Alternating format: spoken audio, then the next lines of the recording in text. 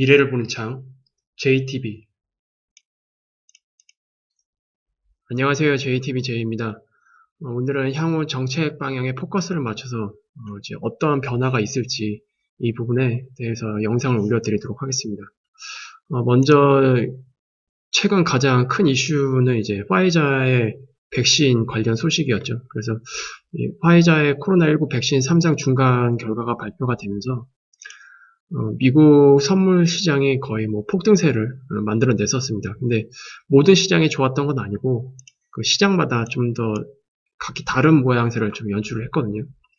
예를 들어서 다우존스는 굉장히 급등을 했었고 나스닥은 오히려 급락하는 모습을 보여줬습니다. 그래서 이런 내용들 때문에 그 화이자의 백신 소식이 나왔던 당일날 뭐 개인 메일로도 그렇고 그리고 뭐 댓글로도 그렇고 여러 질문들이 있었는데 이 부분을 좀 정리를 해보면 이렇습니다. 어쨌든 백신이 지금 당장 딱 나온 건 아니니까 뭐 백신이 이제 막 보급될 거다 뭐 이런 정도는 아니거든요. 다만 3상 중간 결과에서 이런 좋은 효과를 보였으니까 조만간 백신을 좀 기대해 볼 수 있겠구나.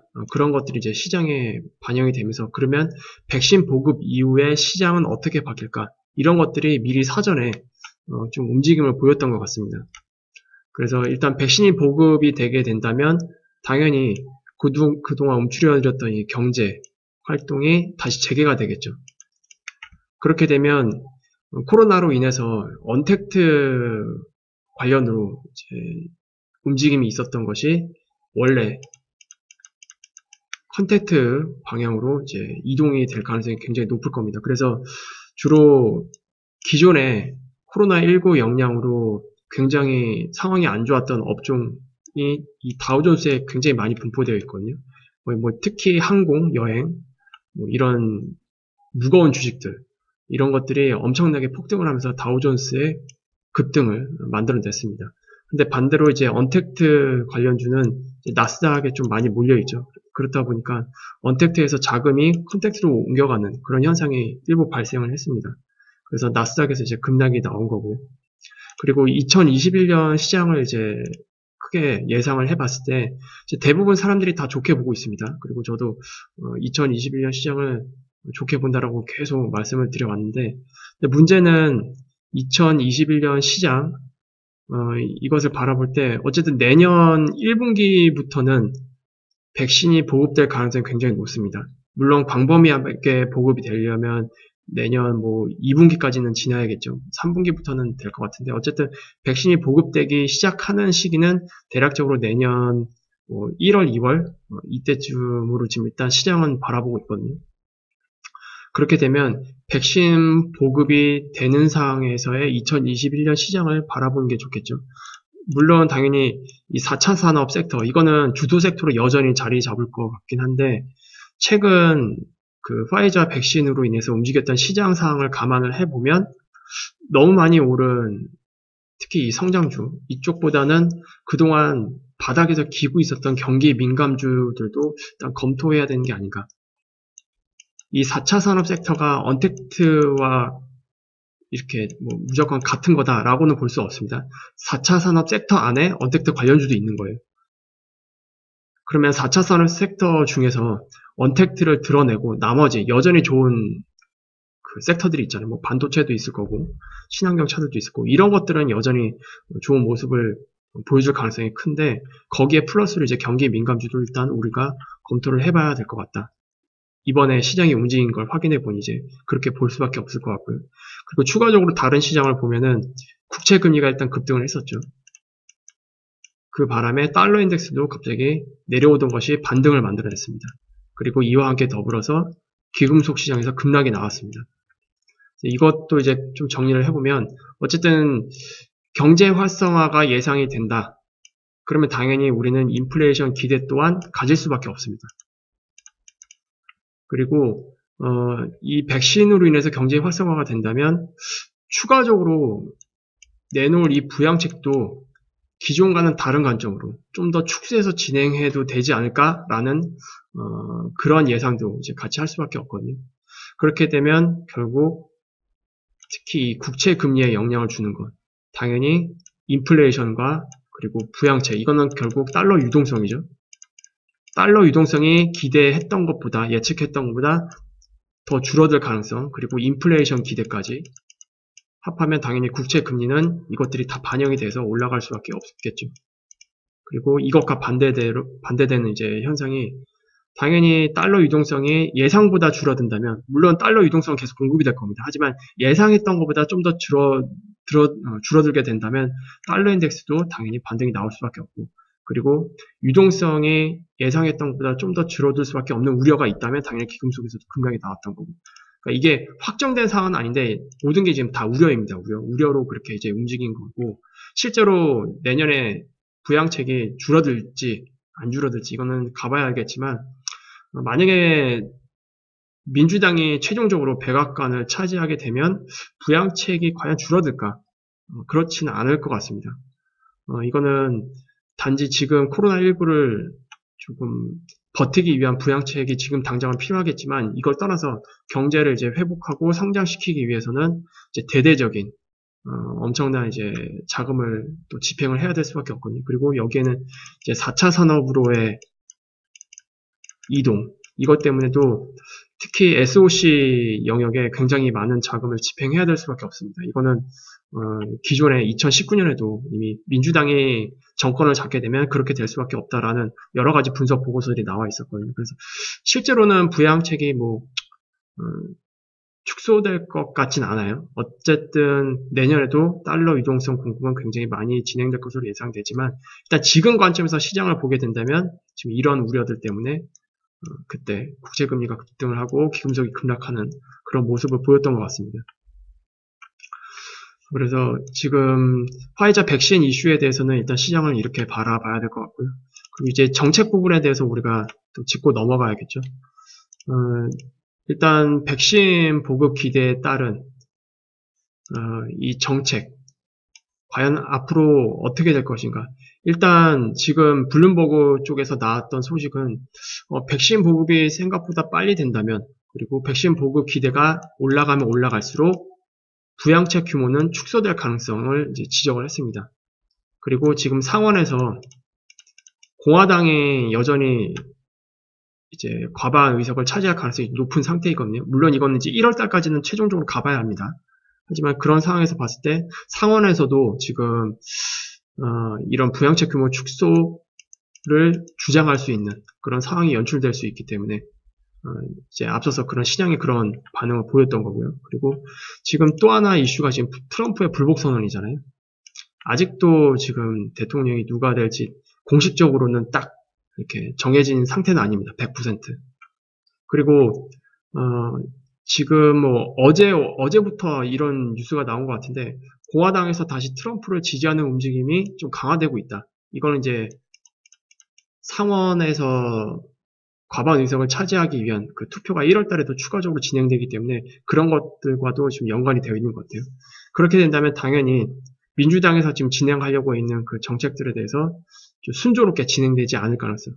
그래서 정책 공백이 계속 발생할 수밖에 없다. 이런 것들이 일단 지금 우리가 예상할 수 있는 부분이고요. 그리고 파월 의장이 계속 얘기했었죠. 11월 FOMC에서도 지금 당장 제일 급한 거는 부양책입니다. 부양책. 부양책을 빨리 이제 시행을 해야 되는데, 지금 상태에서는 트럼프가 여기에 협조하지 않을 가능성이 너무 크죠.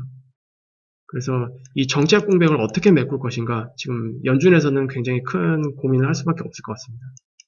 그리고 여기에서 이제 정책 관련해서 추가적으로 또 우리가 봐야 되는 게 있어요. 일단 가장 중요한 거, 우리가 코로나19 이후 때 시장 안정화에 가장 크게 기여한 부분 중에 하나는 바로 이겁니다. 회사채 매입. 이게 지금 6개월 시한으로 그때 진행을 한 거였거든요. 그래서 이게 종료가 12월 31일에 종료될 예정이긴 합니다.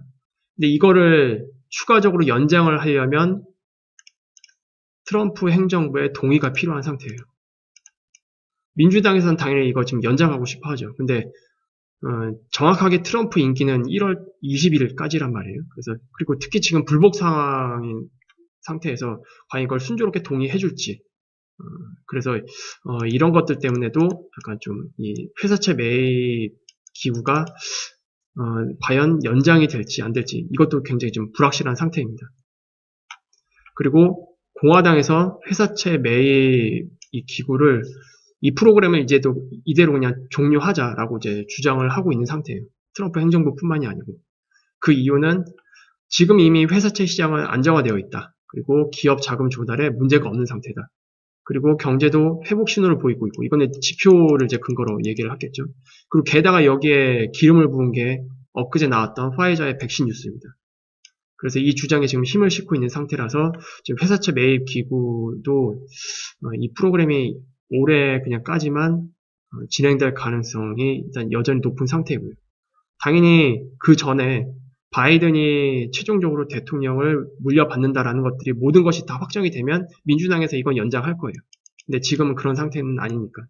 정치적 불확실성 때문에 이거를 지금 우리가 무조건 연장이 된다라고 확신할 수 있는 단계는 아니기 때문에 이것도 우리가 좀 체크를 해봐야 될 것 같고요.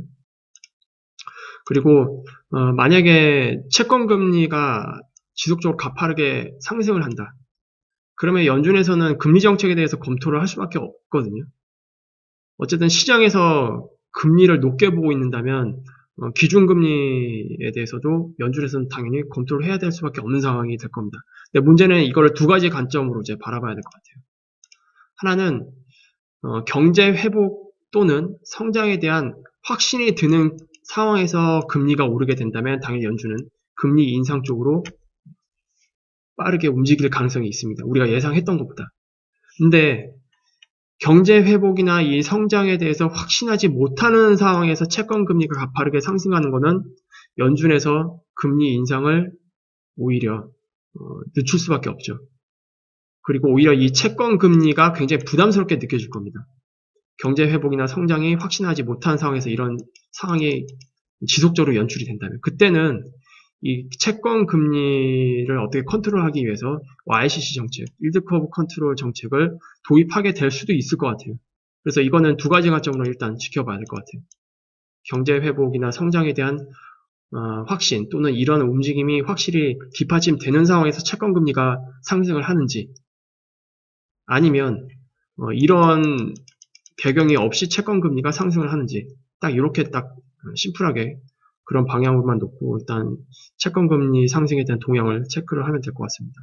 어쨌든 백신이 공급하게 되면은 경제가 이제 서서히 재개될 거고 다시 코로나19 이전 상태로 회복하기 위한 움직임이 본격적으로 진행이 될 거거든요.